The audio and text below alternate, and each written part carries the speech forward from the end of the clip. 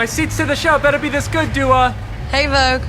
And answering 73 questions is now your opening act. I'm ready. Okay, can you first tell me what you're standing on? This is the levitator. Can you tell me the purpose of the levitator?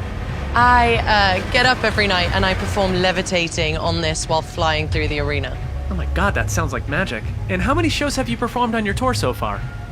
I've done 23 shows out of 109. Almost a quarter done. And what is the first thing you do when you get to a new city? I love to find a good restaurant and a really fun dive bar. How would you describe the Future Nostalgia Tour in your own words? The craziest thing I've ever done. What's been the most memorable show on the tour? You know, I do get spoiled almost every night, but I have to say MSG was a really special one for me. Love New York City. And how has your approach to touring changed since you first started? It's definitely not rock and roll. It's lots of sleep and lots of tea. Two very important activities. What tip would you give to someone who's about to start their first ever tour? Make sure you take some time for yourself to stay grounded in the midst of all this craziness. And what is your pre-show ritual?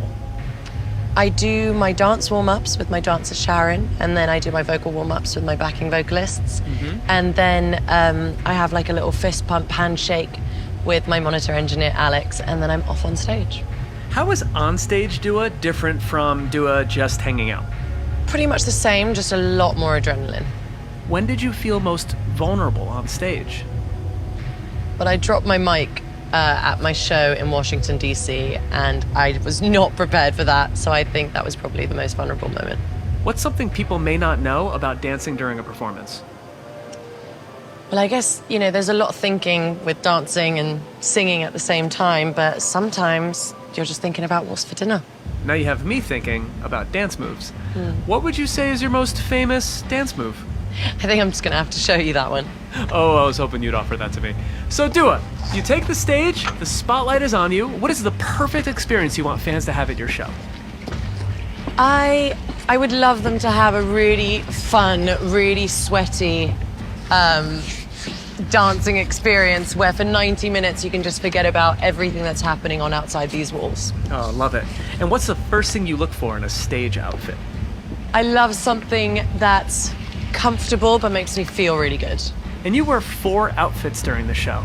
How did you go about selecting them? So my show is split up in like 4 acts, and so each outfit tells a different story, from the first one being like the dance size class to the spacesuit at the end. Very cool. Girls, can we do the dance? Because Vogue wanna see it. You ready? That's right.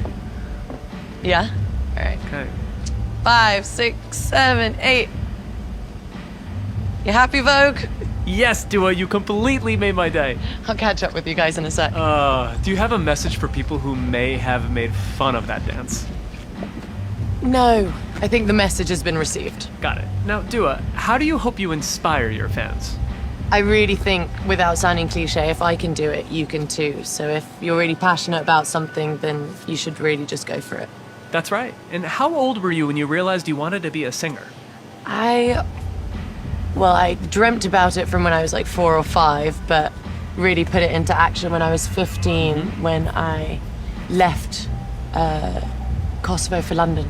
And what was the first song you ever wrote? First song I wrote was probably around the age of 4 or 5, and I wrote it for my mum. It was in Albanian, and to translate it, it's like, when I grow up, can I borrow your shoes? When I grow up, can I wear your dress? When I grow up, can I be as pretty as you? And now it's just a running family joke. Oh, that's cute. And what was the most important lesson you learned when you started making music? Just to be really proud of the things that you put out, you know, what you represent and who you are as an artist, just to make sure that you have no regrets when you look back on the decisions that you made. What trait did you get from your mom? I definitely got my nurturing side and wanting to take care of people from my mum. And what about from your dad? The hard-working side and definitely the curiosity element. Was Albanian or English your first language? Albanian was my first language. What Albanian phrase was most often repeated in your house? Shka ka me hunger. And what does that mean? It means what's for dinner. What was for dinner? Lots of yummy stuff. My mum, she's a great cook, and she cooks amazing traditional Albanian food, so I always look forward to it, especially after a long stint on tour. Oh, that's amazing. And what was the most important thing you learned after moving out of your parents' house? I learned how to cook and how to do my dishes and do my laundry. Those are important things to know. And how do you unwind after a performance? I'm still figuring it out. But do you want to follow me and I'll show you something really, really cool? I would very much love to see something cool. Now, Dua, what is the most important thing that travel can do for a person? I feel like it can really just broaden your perspective and your horizons. Now, I need some travel recs. Where should I get the best coffee in New York City? Ludlow Coffee Supply. I love a maple oat latte from there. Best fish and chips in London? Seashell of Lisson Grove. And since we're in Los Angeles right now, where can I see some good art around here?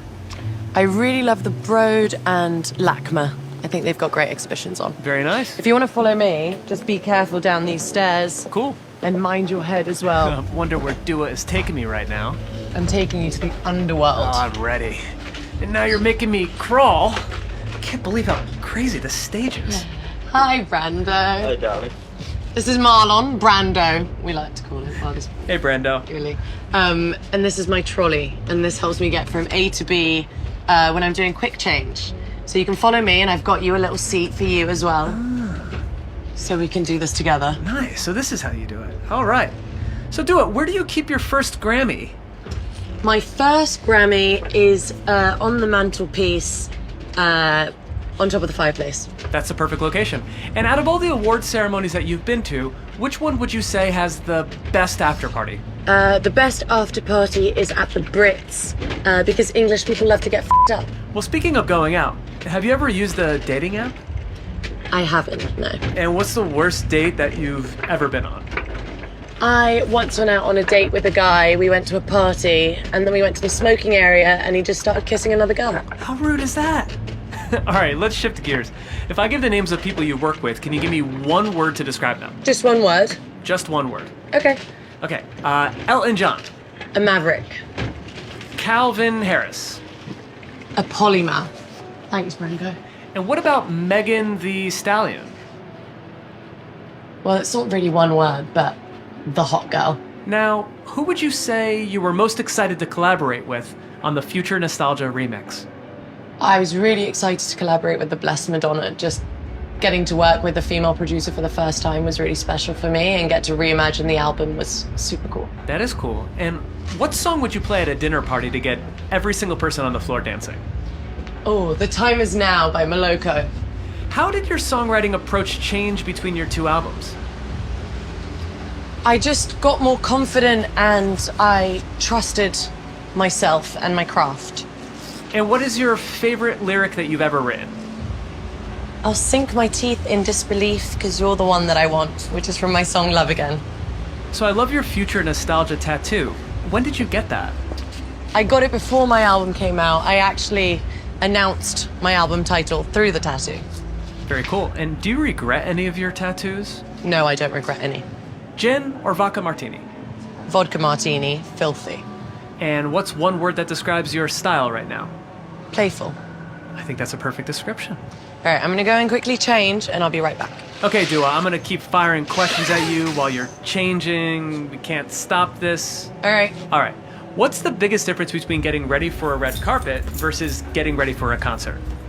When you're getting ready for a show, especially when you're on tour, it's like the traveling circus. You have a routine. It's so much easier, I feel, whereas I feel like red carpets have a lot more pressure.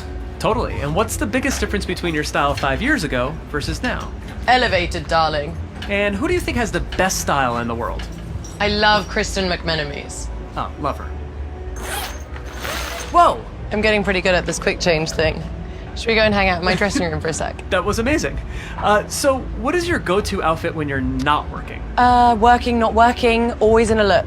What's something that you would never wear? Crocs. Me too. Stilettos or platforms? Stilettos. Monochrome or multicolored? Multicolored. What was the first designer item that you ever bought? Hey guys. What's up?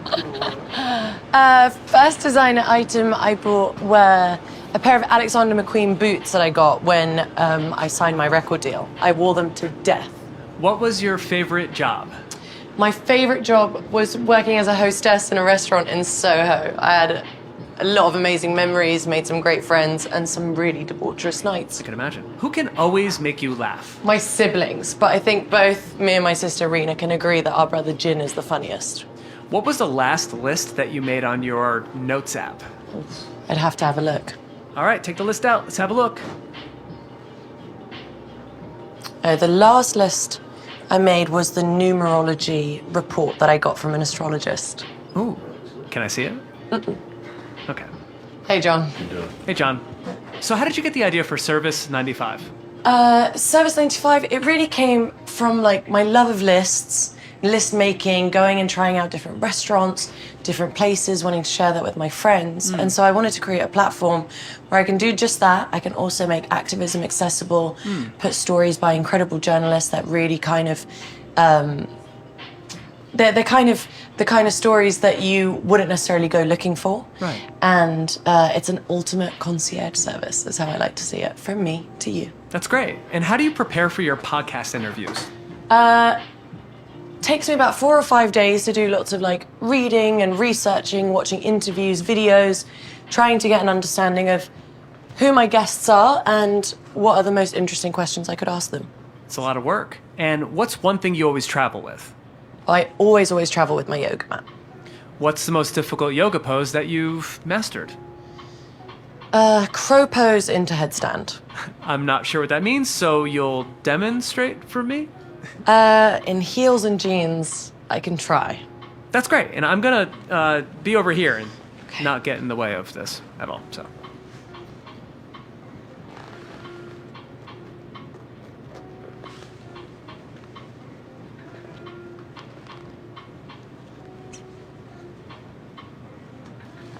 Whoa!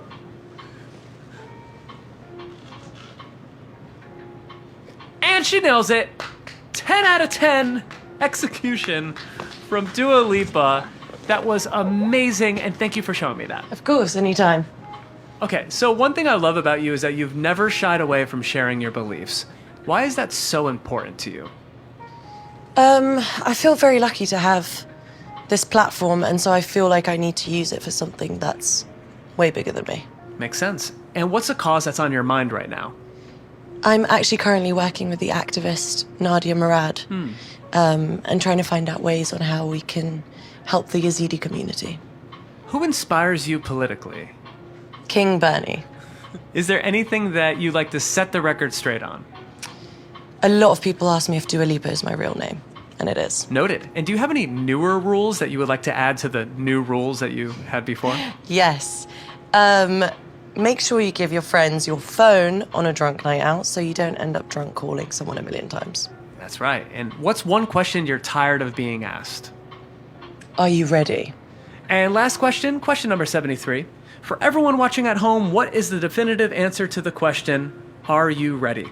Always. And I'm ready for your performance. Excited to see you on stage.